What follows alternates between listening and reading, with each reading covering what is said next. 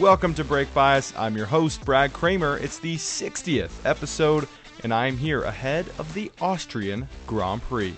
On the back of many milestones for the Red Bull team and some of its team members in Canada, F1 makes their way to their home track for a sprint weekend. But first, before I preview what's going on in Spielberg, first a quick reminder, check out the link tree in the description. It has links to all my pages, all the platforms you can find this podcast, guys, my YouTube channel, which I am posting to now, Break Bias Twitter, that follows race weekends, my TikTok channel has my email address if you'd like to contact me, as well as my personal pages, Twitter, Instagram, LinkedIn, that stuff. Now, let's talk Red Bull Ring sprint action for the second consecutive year. Okay, storylines. This format staying the same, guys. Storylines heading into the weekend. This one dropped today. I'm recording on a Monday. Ryan Reynolds and his investment group, along with Rob McElhenney, I think I'm saying that right, Michael B. Jordan. If I'm saying it wrong, I apologize. But anyway, the co-owners of Wrexham, I believe, they now own 24% of, and of course, it's not just the three of them. They're a part of a major investment group, but they own 24% of Alpine. Ryan Reynolds was going to buy the Ottawa Senators, an NHL team. For some of you F1 fans that maybe don't know hockey very well, that didn't work out. Now they have a quarter of the Alpine F1 team, and from what I've heard, these F1 teams are getting valued at about $1 billion, if not more. And several groups or teams have expressed interest in getting into F1, and they've been turning down offers at billion-dollar valuations.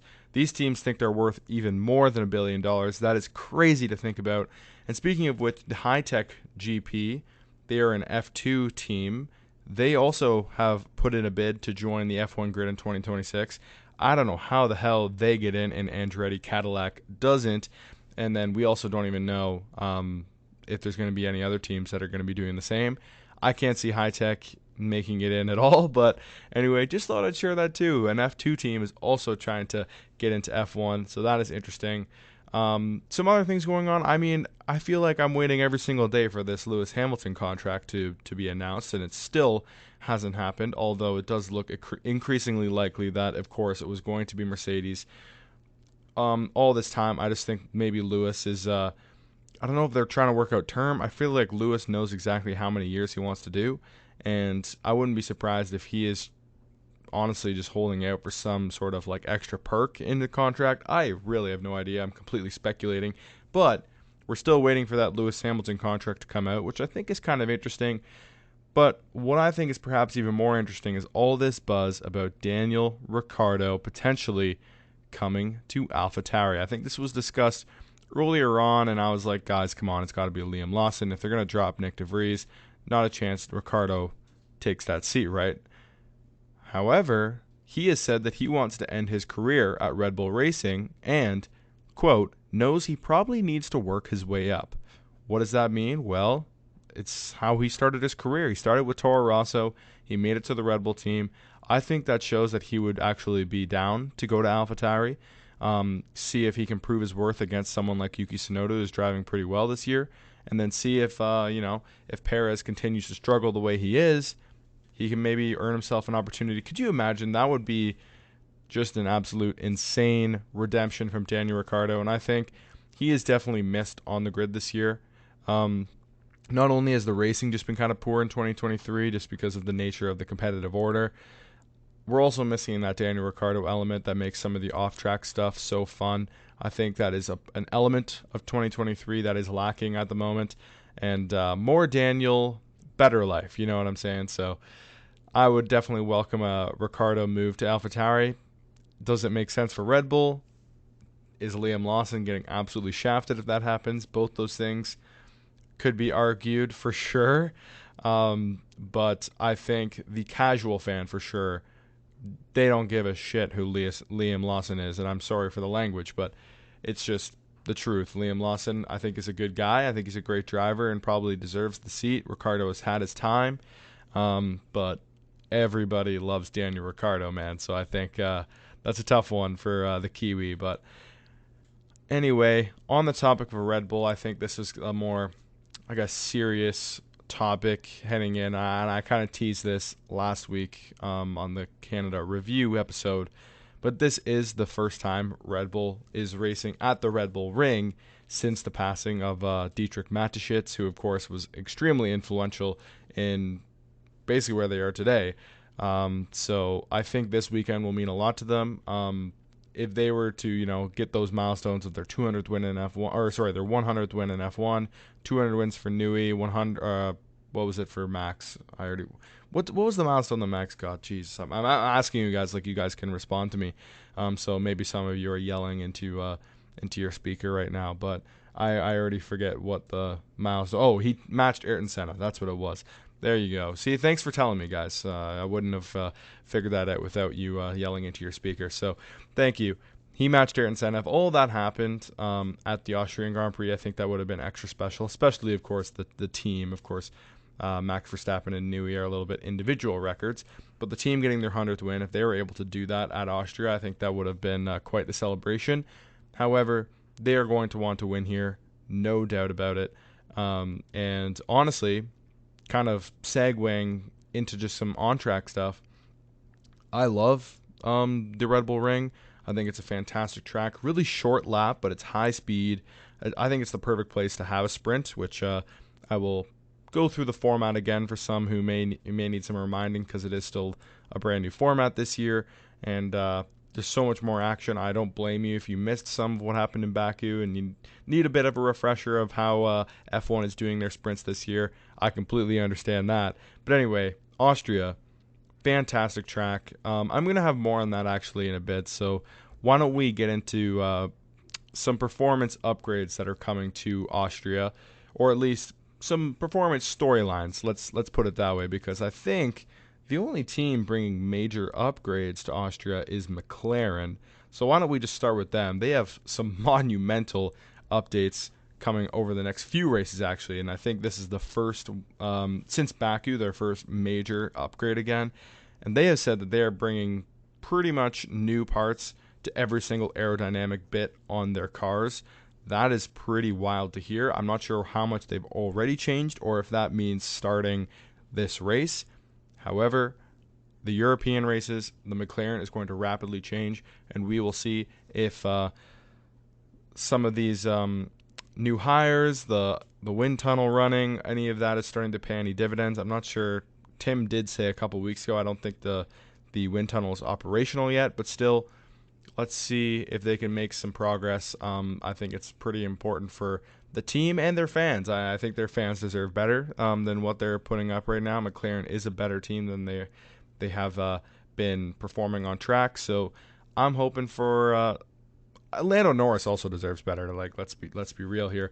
So yeah, I'm really hoping for a McLaren to turn around and join that maybe that fight with Alpine, because I think the fight for fourth last year was fantastic. There was always a little storyline to watch in the midfield after. The Mercedes, Ferrari, Red Bull story may have been done, but then there was always the Alonso and Norris fight, which was great. So that I would definitely welcome that back to Formula One in 2023 for sure. But looking a little bit at the front, Red Bull has already announced that they're shifting focus to next year. I'm really not sure how much they're really going to progress over the year. They already have a huge gap. No really need to. Aston Martin, they are very confident that they can be challenging Red Bull within the next couple races. They already think Austria might be that time. They wanted to try some aggressive setups in Canada, but there was so little practice running that Aston Martin couldn't do it. Alonso had to manage that issue in Canada. They think that their simulator is showing that they'll be challenging Red Bull in absolutely no time, and they have more upgrades still in the works. I honestly think for all you guys who are,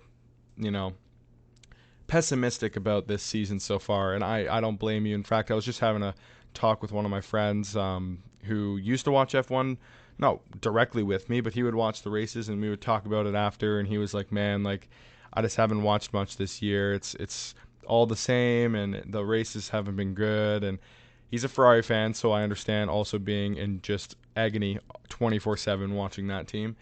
I really do think the second half of this season is going to be a lot more competitive. If Red Bull stands still, Mercedes, Aston Martin, Ferrari, they're all in their own fight, and then they also want to close the gap to Red Bull, even if maybe their focus should be on next year. Lewis Hamilton has mentioned that. I'll get into Mercedes in a second. But they all want to close this gap this year and understand all these new concepts. Aston Martin, of course, started ahead of Mercedes and Ferrari. Mercedes and Ferrari need to develop this concept so they understand it for next year. They can't just start focusing on next year's car. They need to see it on the track. So they're all going to be gunning to challenge Red Bull by the end of the year. Don't get me wrong, the start of next year, Red Bull's probably going to look somewhat dominant again, and hopefully it's just a little bit closer. But anyway, the fact that Aston Martin is confident already this race, and Mercedes, getting to them now, they think they will fare well here in Austria because, not many slow-speed corners. That's where they say they struggle the most. They don't think they're going to challenge at the front until after Silverstone, which is the race right after Austria. They think they can already challenge Red Bull in 2 races. And then there's Ferrari, who are working to get a brand new floor to the track as soon as possible. This is per Formula Racers. Complete outside but reliable source. And they say that could indicate, and I think this is a smart speculation, that they're seeing big gains in the wind tunnel with this floor. Why would you try to fast track a piece to get there as soon as possible if you're not seeing it pay massive dividends? So if Merc is confident, Aston's confident, and then Ferrari, I thought they looked fantastic in Canada. Yes, that track really suited their characteristics.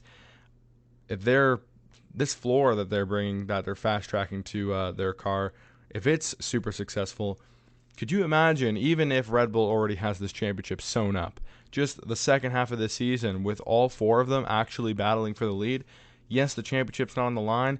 I don't even care. Just give me some good races. I would be thrilled about that if we come out of the summer break and we have a 4-car battle for the win in the Dutch Grand Prix. That would just be stellar. Just give me some good races, F1. That is all I need. Max Verstappen and Red Bull can walk away with this championship. That is fine with me. But just give me some racing. We'll get to next year when we get there, all right? Anyway, that is all. Actually, no, I can't leave Williams out. I think I should just note, again, I made note of this last week. Logan Sargent, he should have that successful Williams upgrade that propelled Alex Albon to P7 in Montreal on his car this weekend. So look out to see, he's raced in Austria many times. Some of these tracks he's mentioned that he's never been to before, Australia, Miami, Saudi Arabia, I think those were all firsts for him. The European leg, every driver has driven these tracks a million times. There's no excuse there. He's got this new upgrade. Let's see how he compares to Alex Albon, who is a fantastic driver, let's be honest. I'm not saying I really believe in Logan. I haven't been really that impressed with what he's doing since basically Bahrain and Saudi Arabia. But let's see. He's got this upgrade on his car now. He's got no more excuses about the tracks. I think he's someone that I'll be watching this weekend, and maybe you guys want to watch him too, because I would love to see the American driver fare well. But yeah, I'll leave it at that. And let's talk a little bit about what happened last year before we get into predictions. It was Verstappen edging Leclerc to pole position. He also took the sprint win. But then in the race last year, we used to have we had the qualifying on Friday that set the grid for the sprint. Then the sprint, whoever won the sprint was on pole for the race. And in the race, Charles won from Max, making it his first win from a spot on the grid besides pole. And it actually would have been a Ferrari 1-2 if it weren't for a late race retirement from Sainz. If you don't remember, I'm pretty sure I don't remember if he was already just past Verstappen or if he was like right on the tail of Verstappen when his engine just blew. He went straight on at turn 4, I believe it was. Yeah, at turn 4. And then his Ferrari was in flames, and it actually rolled back onto the track. It was kind of sketchy, but that was a tough one for Sainz because he had a bit of a rough season. That was one of his best races. Yes, he would have still finished behind his teammate, but he looked really quick. The Ferrari honestly looked amazing. Charles passed Max 3 times in that race. They looked brilliant on track and from the pit wall, and they haven't won a race since. Yes, Ferrari's last win was Austria, 2022. So maybe that gives them some hope for this weekend as well, seeing that they fared well here last year, although they basically have a whole new car. Before I get into, well, I guess I can't change lanes now. Let's just finish with what happened last year, and then I have to break down this sprint race. Or the format, I should say. So George Russell, if you guys don't remember that, he tangled with Perez last year and sent him off into the gravel. Perez DNF'd. George, I think, actually recovered to like a solid P4 finish, but Lewis Hamilton, I think, was P3 because Sainz had retired.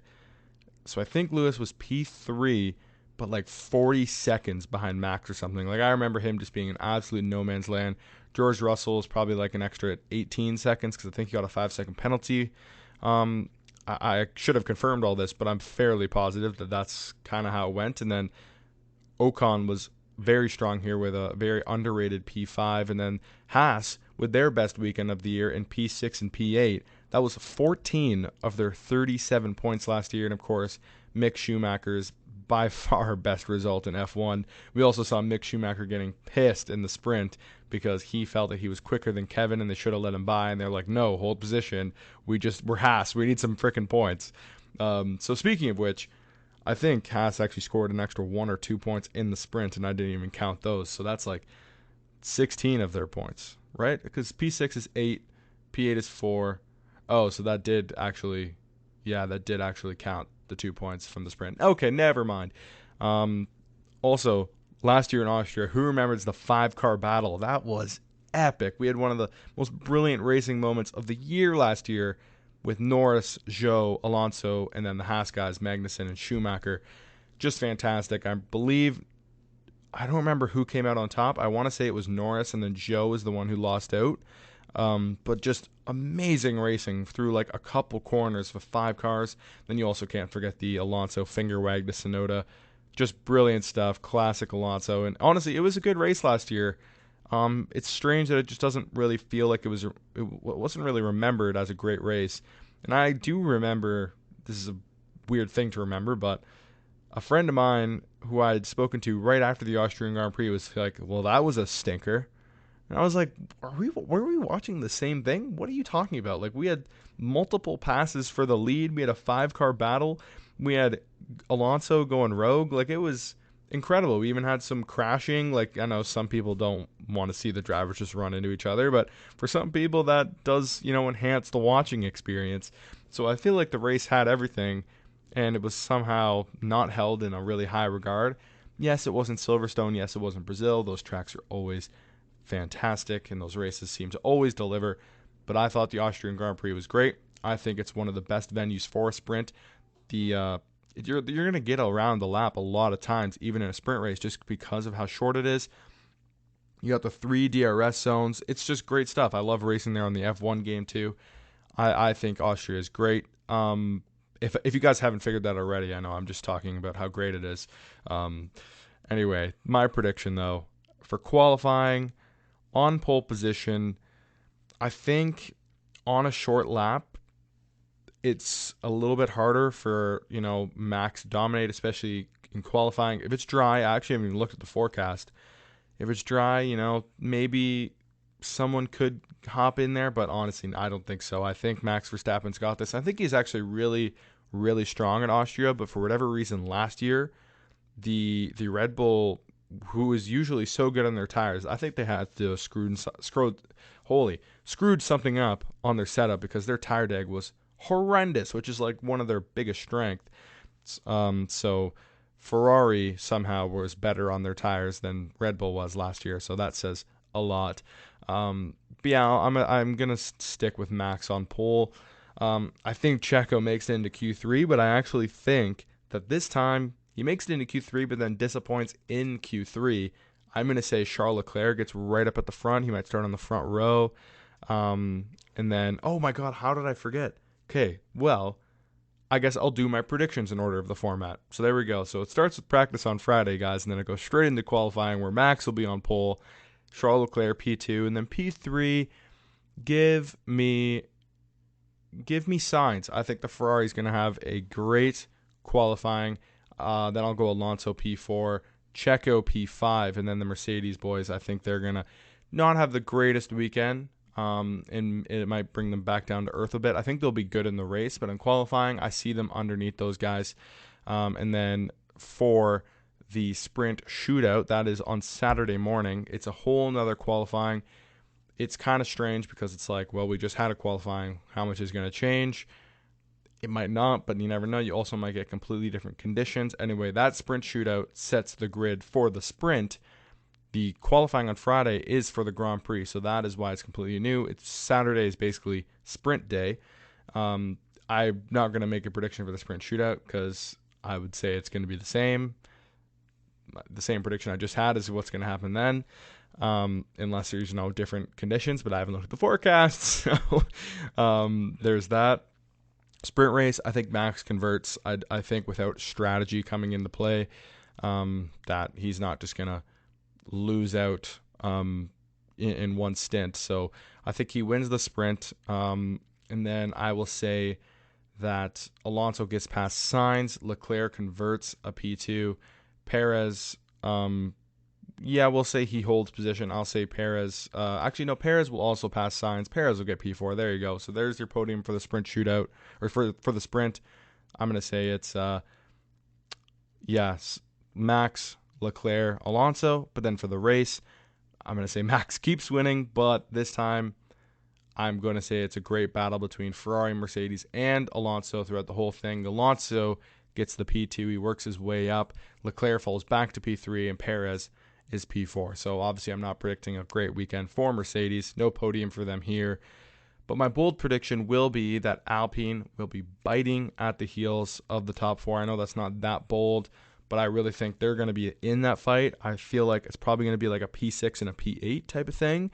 But they're not going to be like, sometimes at the end of a race, you can see like an Esteban Ocon just kind of fall off a little bit and finish like 10 seconds behind that group.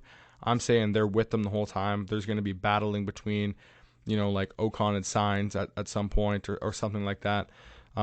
So, yeah, I guess that's kind of a lame bold prediction, but there you go. That is it. Now, let's go into Brad's bets.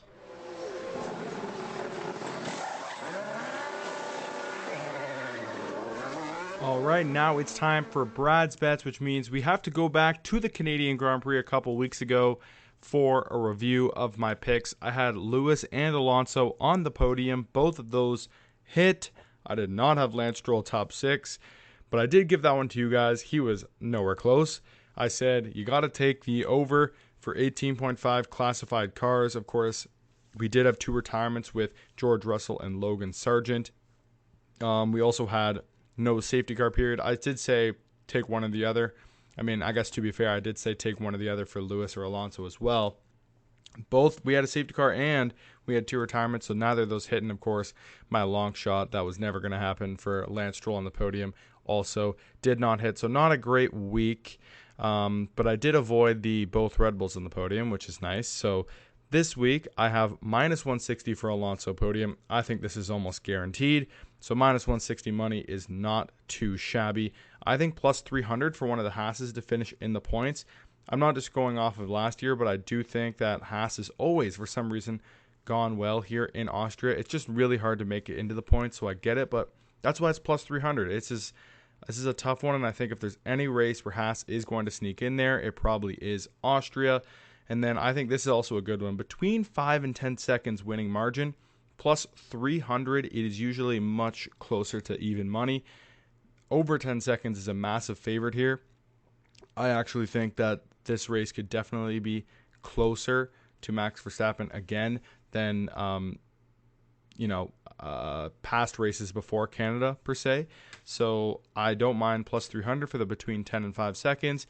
And then, of course, I still think Max is going to finish on pole and take the victory. That is minus 130. That's great money for that. Something that's very likely. And then the long shot, you're going to probably laugh. But, guys, I got Alonso taking the victory. Plus 1,100. I don't know. I think maybe a nightmare happens to Max Verstappen. I think Alonso is 100% top 2 in this race. And who knows if Aston is telling the truth about what they're seeing in the simulations. Maybe he actually can challenge Red Bull, and we see a shock win from Fernando Alonso. At plus 1,100, I actually don't hate it. Anyway, that's going to do it, guys. I'll give you guys fair warning for episode 60. I'm going to a concert this weekend, so if my voice is completely lost, I'm going to do the podcast, but I apologize in advance if that is the case. But anyway, that is going to do it for episode 60 of Brake Bias. I'm your host, Brad Kramer, and I will be back with episode 61 Monday to review the Austrian Grand Prix weekend. Can Ferrari repeat their success, or another team here challenge the home favorites? We just have to wait a bit longer to find out. Goodbye.